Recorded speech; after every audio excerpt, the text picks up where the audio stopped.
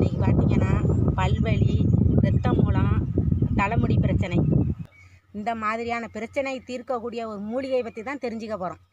இதை காடுகள்லையும் வேலி ஓரங்கள்லையும் பார்க்கலாம். இந்த மாதிரியான மூலிகையை ஆடு மாடுகள் விரும்பி சாப்பிடும். இதுதான் இந்த செடி.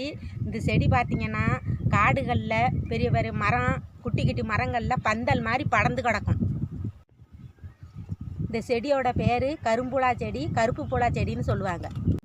ஏன் கரும்புலா செடின்னு சொல்கிறாங்கன்னு பார்த்தீங்கன்னா, இதோட பழம் கருப்பாக மை மாதிரி இருக்கும். இந்த பூலா குச்சியில் டெய்லி பல் விளக்கிட்டு வந்தோம்னா பல்லில் இருக்கிற மஞ்சக்கரை, ரத்தம் வடிகிறது, பல்லில் அரணா கட்டி இருக்கிறது எல்லாம் சுத்தமாகும். இந்த குச்சியில் தொடர்ந்து பல் விளக்கிட்டு வந்தோம்னா ஈறுகள் நல்லா பலப்படும்.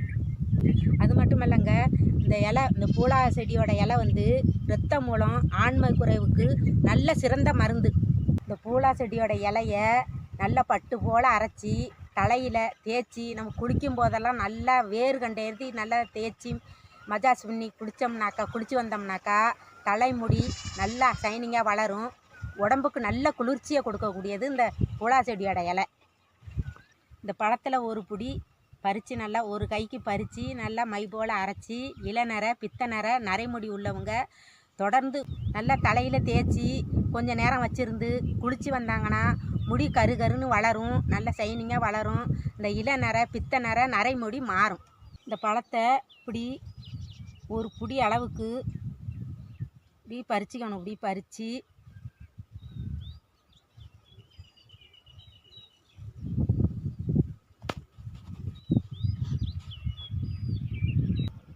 இந்த மாதிரி இந்த பழத்தை பறித்து இது கிடைக்கும் போதெல்லாம் நம்ம சாப்பிட்டு வந்தோம்னாக்கா ஆண்களுக்கு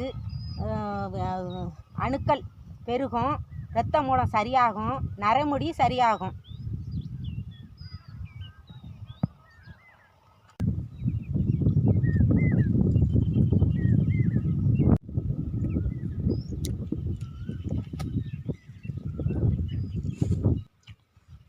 இந்த பழத்தை பறித்து இப்படி கசக்கணும்னா இங்கு மாதிரி இருக்கும்.